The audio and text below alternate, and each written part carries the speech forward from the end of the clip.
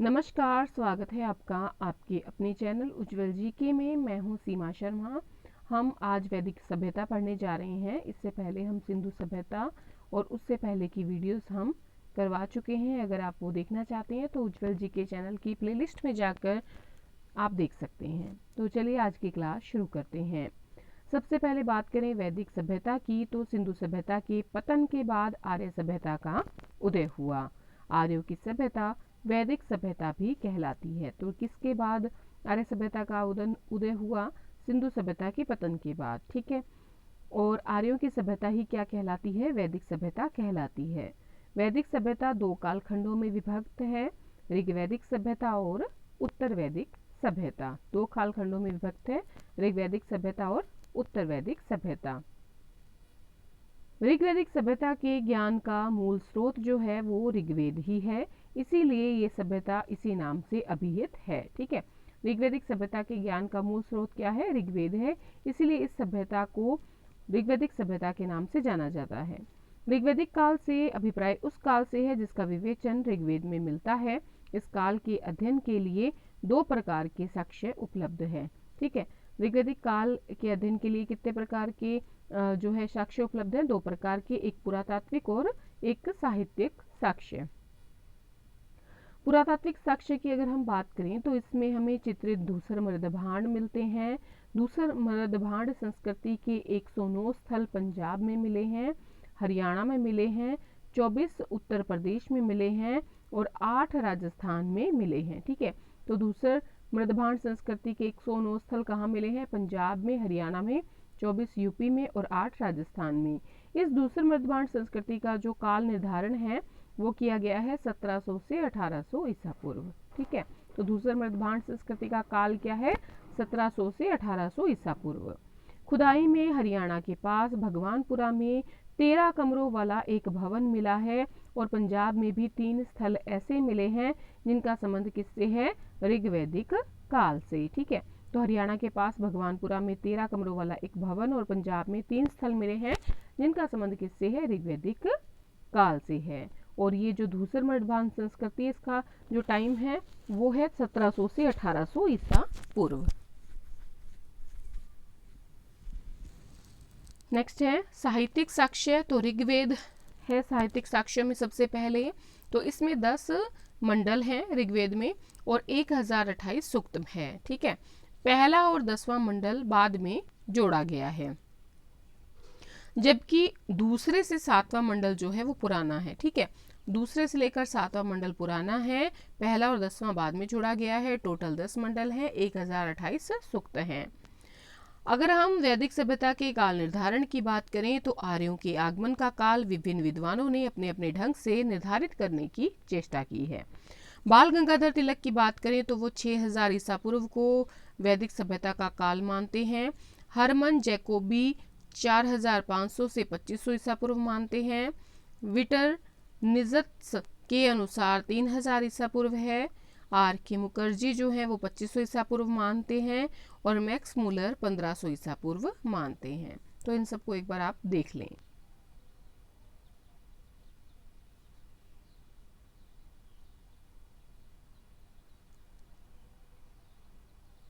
चलिए आगे बढ़ते हैं। आर्यों के संघर्ष की बात करें तो आर्यों का संघर्ष जो है गैरिक मृदभांड और लाल और काले मृदभांड वाले लोगों से हुआ। ठीक है। आर्यों का संघर्ष किनसे हुआ? गैरिक मृदभांड और लाल और काले मृदभांड वाले लोगों से हुआ। आर्यों के विजय होने का कारण था घोड़े चालित रथ, कांसे के अच्छे उपकरण और कवच। ठीक है। तो घोड़ा होना यानी कि घोड़े चलित रथ होना, कांसे के अच्छे उपकरण होना और कवच होना आर्यों की विजय का कारण था। विशिष्ट प्रकार के दुर्ग का प्रयोग आर्य संभवतः करते थे। वे धनुष बाण का प्रयोग करते थे। 2 प्रकार के बाणों का प्रयोग होता था, पहला विषाक्त और सींग के सिरा मुख वाला। ठीक है। और दूसरा जो है तांबे के मुख वाला होता था। धनुष बाण कैसा होता था? पहला तो होता था सींग के सिरा मुख वाला और विषाक्त, दूसरा तांबे के मुख वाला। इसके अतिरिक्त बर्छी, भाला, फरसा, तलवार आदि का प्रयोग भी ये लोग करते थे।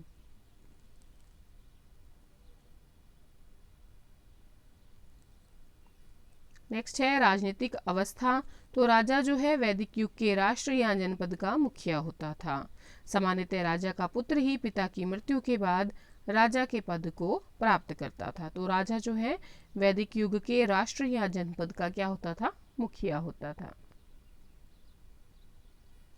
नेक्स्ट है वैदिक सभ्यता की न्याय व्यवस्था। विचारकों के अनुसार इस काल में विधि या धर्म की सर्वोच्चता की घोषणा ही नहीं की गई, वर्ण राज सत्ता द्वारा इसके पालन पर भी जोर दिया गया। ऋग्वेद में विधि व्यवहार के लिए धर्मण, बाद में धर्म शब्द का प्रयोग हुआ। ठीक है, तो विधि या धर्म की सर्वोच्चता की घोषणा की गई, साथ ही राज सत्ता द्वारा इसके पालन पर भी जोर दिया गया। ठीक है, और ऋग्वेद में विधि व्यवहार के लिए धर्मण शब्द का यूज हुआ और बाद में इसको धर्म के रूप में प्रयोग में लाया गया। वैदिक सभ्यता की अर्थव्यवस्था की बात करें तो वन्य प्रदेशों को साफ करके आर्यों ने देश में अपने ग्रामों की स्थापना की थी। इस प्रक्रिया में संपूर्ण पंजाब, सिंध प्रदेश, उत्तरी भारत के अन्य क्षेत्र भी शामिल थे।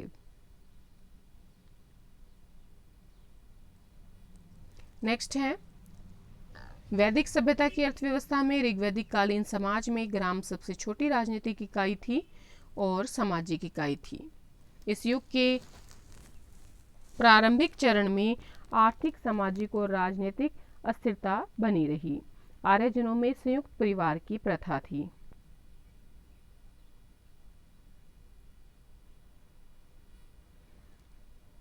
वैदिक सभ्यता के महत्वपूर्ण शिल्प। तो आर्य जो है मुख्यतः 3 धातुओं का प्रयोग करते थे, सोना, तांबा और कांसा।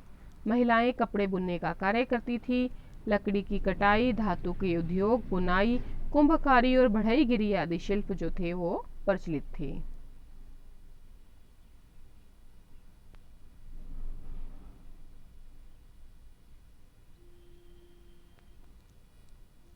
ऋग्वैदिक जो कालीन समाज में जो है ये हम पढ़ चुके हैं।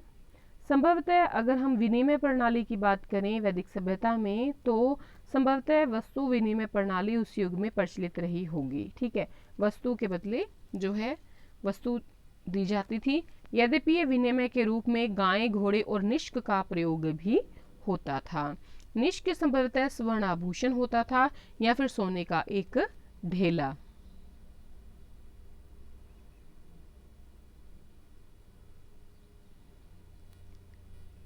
नेक्स्ट है वैदिक सभ्यता का समाज। तो वर्ण व्यवस्था ऋग्वैदिक कालीन समाज की व्यवस्था का मुख्य आधार थी। इस व्यवस्था के अंतर्गत प्रत्येक व्यक्ति को अपने स्वाभाविक गुणों के अनुरूप कार्य के चयन की स्वतंत्रता थी।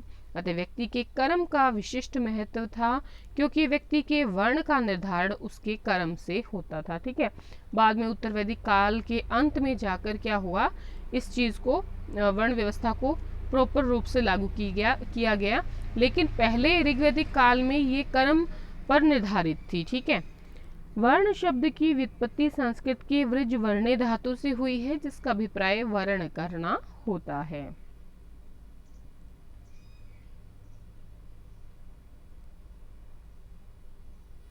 नेक्स्ट है वैदिक सभ्यता साहित्यिक सामग्री, जिसमें वेद जो है आर्यों का प्राचीनतम ग्रंथ है। वेद 4 हैं, ऋग्वेद, सामवेद, यजुर्वेद तथा अथर्ववेद। इन सभी में जो ऋग्वेद है वो सबसे प्राचीन है। तो आर्यों के 4 वेद हैं। आर्यों का प्राचीनतम ग्रंथ वेद है। वेद 4 हैं, ऋग्वेद, सामवेद, यजुर्वेद और अथर्ववेद। इसी प्रकार से इनकी जो है व्यवस्था भी की गई थी और इसी प्रकार से आगे आता है सबसे पहले ऋग्वेद। ऋक अर्थात स्थिति और ज्ञान। ऋग्वेद सबसे पहला वेद है जो पद्यात्मक है, गद्य में नहीं है, पद्य में है। ठीक है, ऋक का अर्थ होता है स्थिति और ज्ञान। ऋग्वेद सबसे पहला वेद है जो पद्यात्मक है। 10 मंडल हैं यानी कि अध्याय हैं, जिसमें 1028 सूक्त हैं, जिसमें 11,000 मंत्र हैं।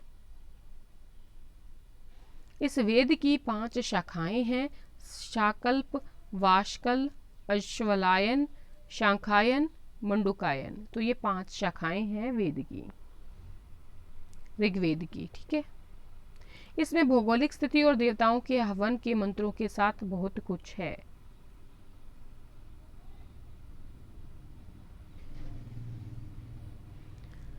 ऋग्वेद की ऋचाओं में देवताओं की प्रार्थना, स्तुतियां और देवलोक में उनकी स्थिति का वर्णन है। इसमें जल चिकित्सा, वायु चिकित्सा, शौर चिकित्सा, मानस चिकित्सा और हवन द्वारा चिकित्सा आदि की भी जानकारी मिलती है। ऋग्वेद के 10वें मंडल में औषधि सूक्त यानी दवाओं का जिक्र मिलता है। इसमें औषधियों की संख्या 125 के लगभग बताई गई है, जो कि 107 स्थानों पर पाई जाती हैं। औषधि में सोम का विशेष वर्णन है। ऋग्वेद में च्यवन ऋषि को पुनः युवा करने की कथा भी मिलती है।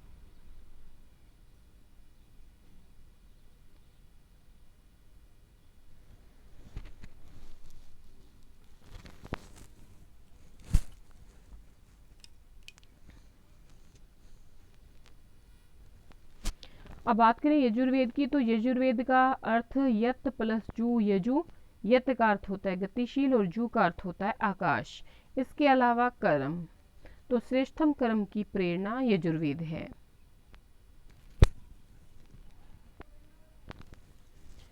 यजुर्वेद में यज्ञ की विधियों और यज्ञों में प्रयोग किए जाने वाले मंत्र हैं। यज्ञ के अलावा तत्व ज्ञान का वर्णन है। यह वेद गद्यमय है। इसमें यज्ञ की असल प्रक्रिया के लिए गद्य मंत्र हैं। तो ऋग्वेद पद्य में है, जबकि जो यजुर्वेद है वो गद्य में है।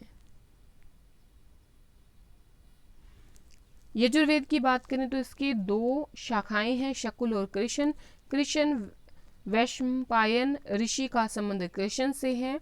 कृष्ण की 4 शाखाएं हैं, जबकि शुक्ल यजुर्वेद जो है ये याज्ञवल्क्य ऋषि का संबंध है इससे। ठीक है, शकुल की 2 शाखाएं हैं, 40 अध्याय हैं। यजुर्वेद के एक मंत्र में चब्रीही धान्यों का वर्णन किया गया है। इसके अलावा दिव्य वैद्य और कृषि विज्ञान का भी विषय इसमें मौजूद है।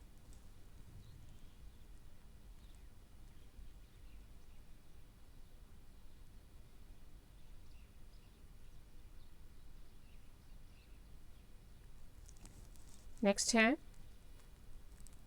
सामवेद। साम का अर्थ रूपांतरण और संगीत, सौम्यता और उपासना। इस वेद में ऋग्वेद की ऋचाओं का संगीतमय रूप है।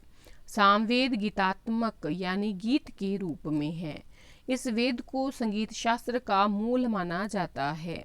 1824 मंत्रों के इस वेद में 75 मंत्रों को छोड़कर शेष सब मंत्र ऋग्वेद से ही लिए गए हैं।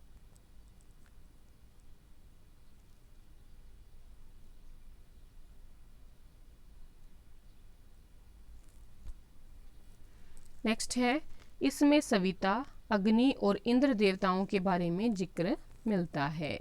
मुख्य रूप से 3 शाखाएं हैं और 75 ऋचाएं हैं।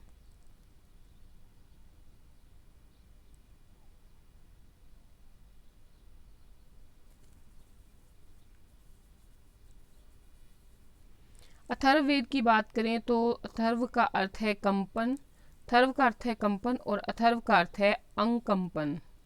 तो ज्ञान से श्रेष्ठ कर्म करते हुए जो परमात्मा की उपासना में लीन रहता है, वही अकंप बुद्धि को प्राप्त होकर मोक्ष धारण करता है।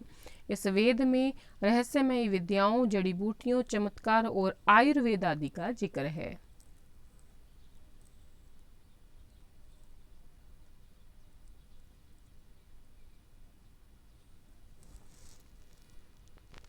नेक्स्ट है अथर्ववेद में 20 अध्यायों में 87 मंत्र हैं। 5687 मंत्र हैं, 20 अध्याय हैं, 8 खंड हैं, जिनमें भेषज वेद और धातु वेद ये 2 नाम मिलते हैं।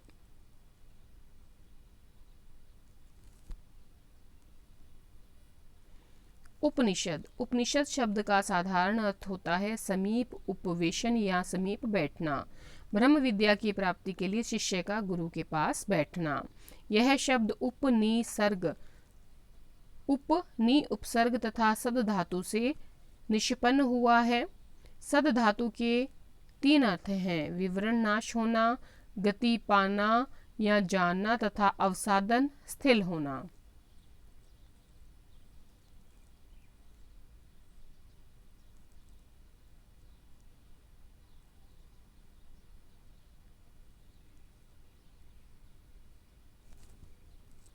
नेक्स्ट है उपनिषद। तो इनको निम्नलिखित श्रेणियों में विभाजित किया जाता है। ऋग्वेद 10 उपनिषद, शुक्ल यजुर्वेदीय 19 उपनिषद, कृष्ण यजुर्वेदीय 32 उपनिषद, सामवेदीय 16 उपनिषद और अथर्ववेदीय 31 उपनिषद।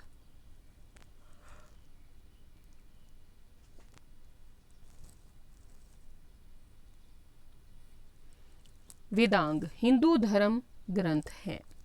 शिक्षा, कल्प, व्याकरण, ज्योतिष, छंद और निरुक्त, ये 6 वेदांग हैं। तो वेदांगों की संख्या कितनी है? 6 है। ये हिंदू धर्म ग्रंथ हैं। शिक्षा, कल्प, व्याकरण, ज्योतिष, छंद और निरुक्त 6 वेदांग हैं।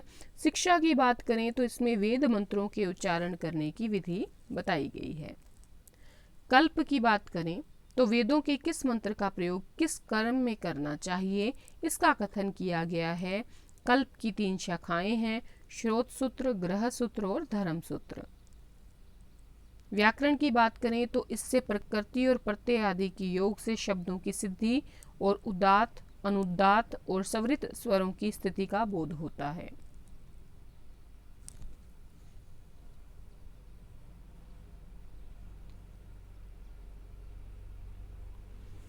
नेक्स्ट है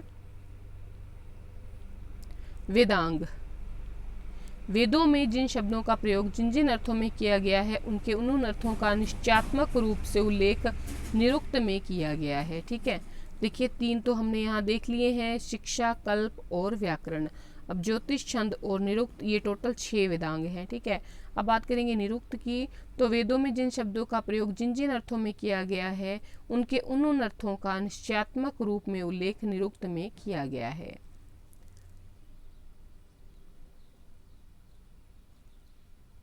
ज्योतिष की बात करें तो इसमें वैदिक यज्ञों और अनुष्ठानों का समय ज्ञात होता है। यहाँ ज्योतिष से मतलब वेदांग ज्योतिष से है। छंद की बात करें तो वेदों में प्रयुक्त गायत्री, उशनिक आदि छंदों की रचना का ज्ञान छंद शास्त्र से होता है।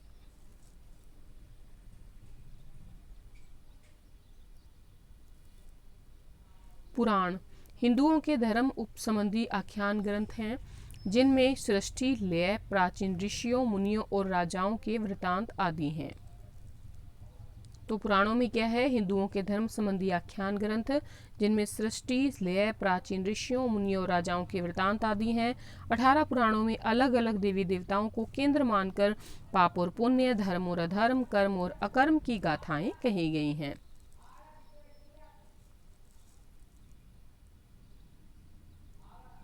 नेक्स्ट है, ठीक है, तो इतना ही है। तो आज की क्लास में इतना ही। धन्यवाद अंत तक बने रहने के लिए।